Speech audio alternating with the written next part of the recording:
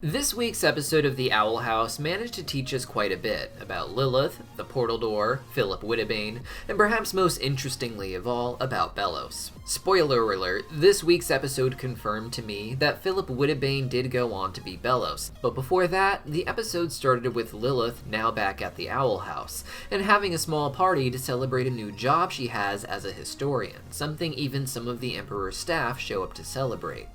Though at least one lady was there with bad intentions, it was not to capture or arrest Lilith or Ida, but just to remind Lilith to be on her best behavior. This scene raised a question that had been brought up a lot since the Season 1 finale, which is why did Belos let Lilith and Ida escape, and why hasn't he done anything about it since then?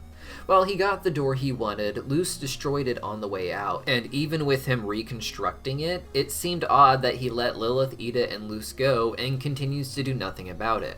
Why didn't Belos just end Luce when she destroyed the portal door? Was it because he knew that she had to stay alive to somehow help him later?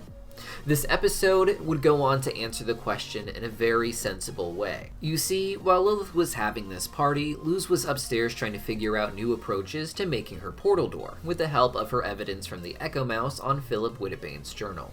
Luce wonders if there is magic for time travel, and thanks to the help of Lilith and some Titan's blood, the two manage to get a peek at a few different Boiling Isle ages, and even to go back in time to the Deadwardian era to meet Philip Wittebane themselves, to figure out how to fix Luce's portal door.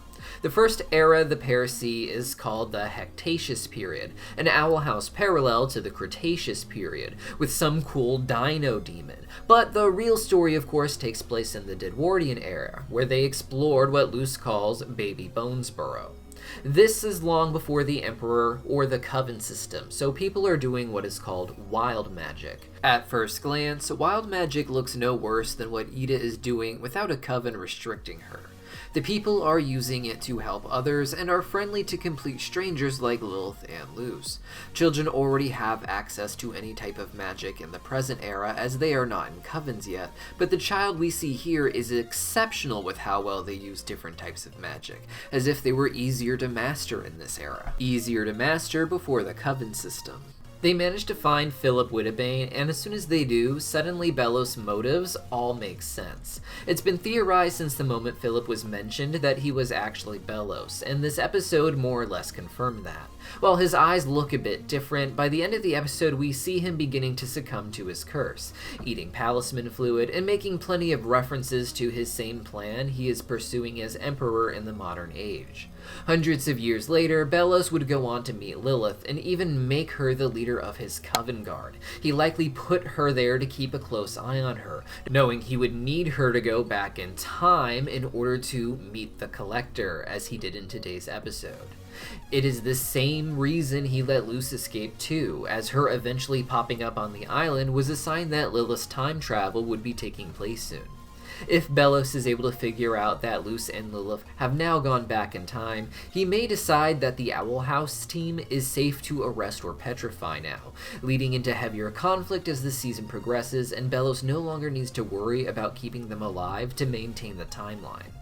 In this episode, we learn that he, at least as Philip Wittebane, was already pretty villainous, and was constantly hiring witches and demons for dangerous missions, with the intent of using them as distractions and sacrifices for missions Philip could not complete otherwise, including those we had previously learned about, such as with Belos' mission for Titan's blood.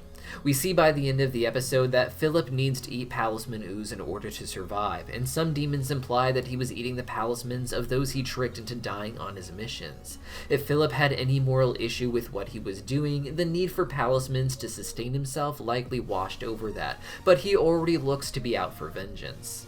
It's been indicated that he traveled with his brother, who is presumably dead at this point. While we can't say why for certain, Belos' claim is that it was wild magic, which may be true considering that you see happening to Philip at the end of the episode, with him covered in glyphs and glowing.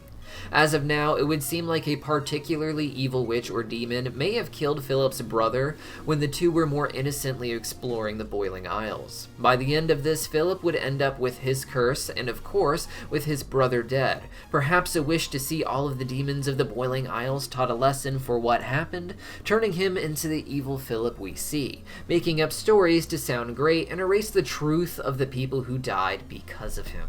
Of course, this could go in the opposite direction as well. The episode ends with Philip's voice changing to sound more like Belos, just after eating the bile of a palisman.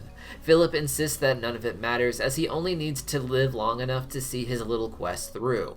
Throughout the series, it is claimed that Belos can communicate with the Titan, and while it's possible that was part of his villainous lies, it seems like he may really be controlled by the Titan to some degree, and may be more of a pawn the Titan controls. That being said, both of these ideas could be true at the same time. Philip could be in there wanting vengeance for his brother, and the Titan spirit may be taking advantage of that and using Philip to restore his power with the Day of Unity. We won't know for sure until we get more episodes, but so far it's shaping up to all come together in such a cool way no matter which direction they go. In the end, Lilith and Luce survive and make it back home, of course, but Philip gets away with what he really wanted, the Collector, some strange entity trapped inside this cosmic glass that alludes to the Day of Unity with its eclipse imagery. Philip said that at this point he already has all the ingredients he needs for a portal door, so what this Collector is going to teach him seems to be about something else. From here, it will be interesting to see how the show fills in the gaps between the Deadwardian era and our time.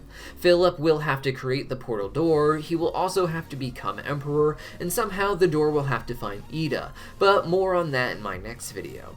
One thing this episode definitely seems to confirm to me is that Hunter is not a new body for Belos to jump into. As of now, Hunter is theorized to be a Grimwalker, a fake living creature with pink eyes made from various things in the Boiling Isles that Emperor Belos had some interesting books about. I previously theorized that Belos intends to jump into Hunter's body and may have done so a few times already with other Grimwalkers to maintain his age across the centuries. That being said, with Philip saying he only needed to stay alive long enough to see this through, it gives me the impression that he really only cares about making the Day of Unity happen, and that Hunter is likely meant to be a body for Philip's brother to jump into after the Day of Unity. It would also explain the shape of Hunter's nose, which looks a lot like this drawing of Philip's brother.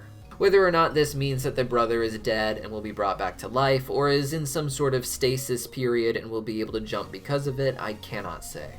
This would explain why he gave Hunter the backstory of being his nephew, however, the son of his brother. While Belos is still evil, this certainly makes his quest at least a bit more sentimentally driven. This week's episode was packed with so much stuff that I didn't really have the time to address Ida, her father, their family business, the portal door, and how I think they all tie together. But rest assured that around the same time tomorrow, I'll have another video on that topic, or perhaps on Monday. So click the subscribe button so you don't miss it, and leave a comment down below to let me know your thoughts on Luce and Lilith's adventure. I'll see you next time.